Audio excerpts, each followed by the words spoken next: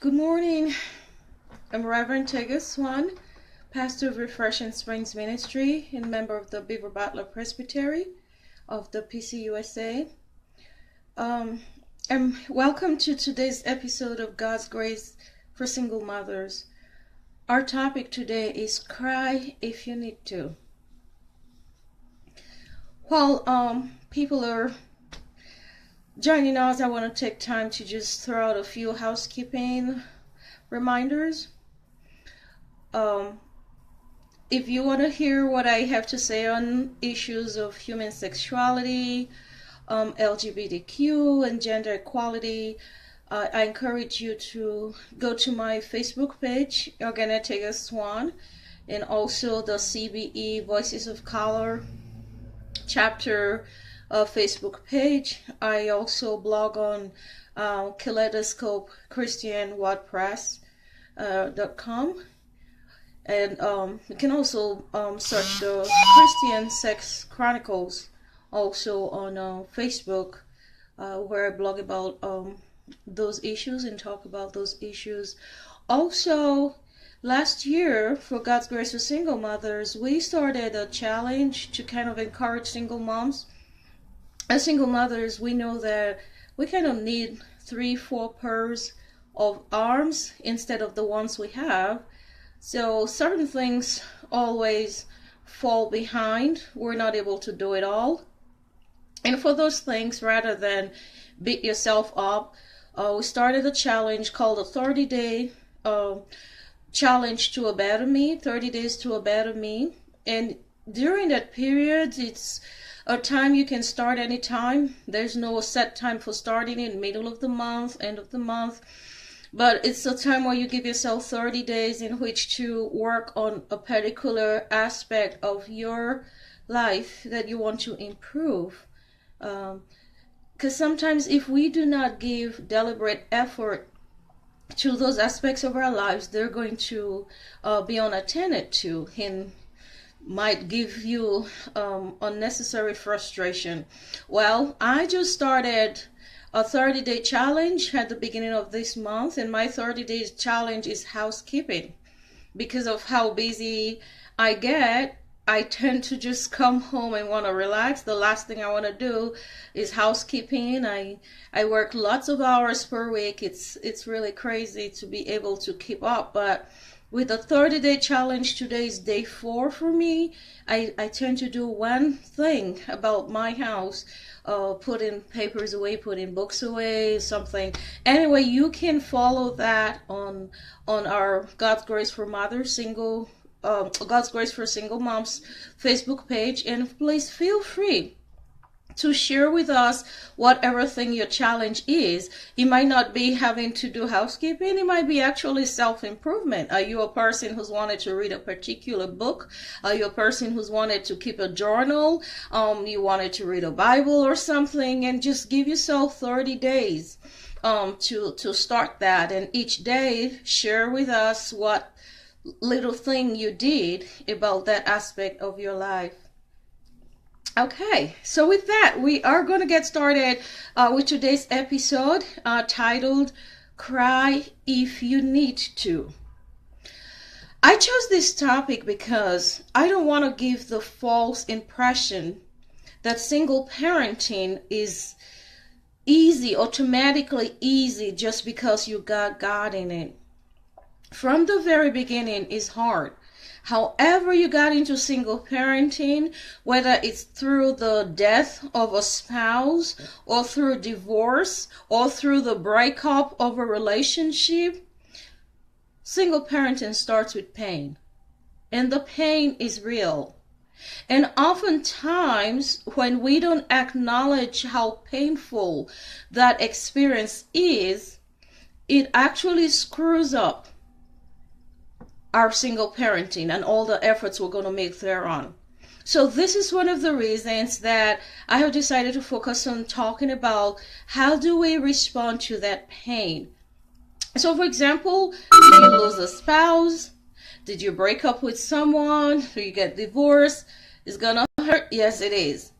Don't deny it. We don't want to play the denial game. In God's grace for you as a single mom, there is room to acknowledge the pain that you experience in your situation as a single mother. It's okay to acknowledge the struggles, the pain, the hurt that you continue to experience in that process. And why is this important?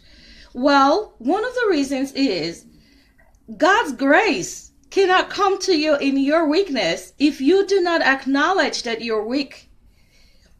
If you put up a front and pretend that everything is all right, why should he help you? Jesus calls to us. He says, "Come unto me, all ye that labor and are heavy laden." So he's making an invitation that forces us to look within ourselves and say, how am I doing? We need to be able to check ourselves at all times. How am I doing? There are days you're going to be doing okay. On the days you're doing okay, fine, praise the Lord, keep on going. The crappy days, you need to be able to recognize, I'm having a crappy day. And because I'm having a crappy day, I need to be taken care of. And you go to the feet of Jesus. Lord, this is a little bit too heavy for me. Can't do this right now. I cannot tell you how many times I have gone to God and said, I can't do this right now. This is too much for me. This is difficult, whether it was people that were beating up on us, or it was just my efforts and resources that were not enough, whether it be financial. Hardly have I ever needed to carry a problem beyond prayer, because I recognized that there was God's grace available for me. So I want to say to you today, if you want to experience God's grace, find the strength within you to own your particular struggle. When it sucks, be honest. Just say it sucks. If it sucks to the point it's really painful, you need to cry, go in your bedroom and have a good cry. Guess what the Bible says about tears? They're not a sign of weakness. Tears are highly honored by God. They're not a sign of weakness. So here, when it says in Psalm 126, verse 5, those who sow with tears will reap with songs of joy. Those who sow with tears will reap with songs of joy. So we come in pain to God, but we get up, healed, restored, a solution.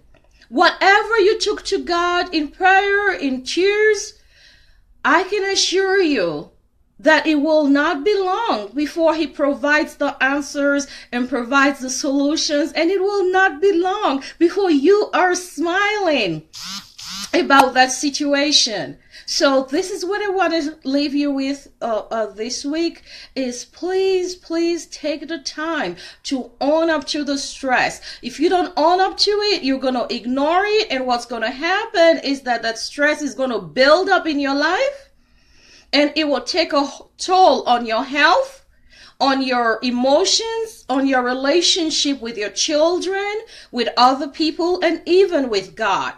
Because when we deny it, it sits right there. It doesn't go away. So make sure you're taking time to acknowledge your physical stress, your financial stress, your emotional stress, your spiritual stress, and that you're actually taking the time to cry to God. Because those who cry to him are always comforted, and they find this strength to face their tomorrows in victory and in success. So thank you for joining me today, and that's my encouraging word for you this week. Hey, have a good ball if you need it, because God is going to dry those tears and make you a happy camper in your single parenting.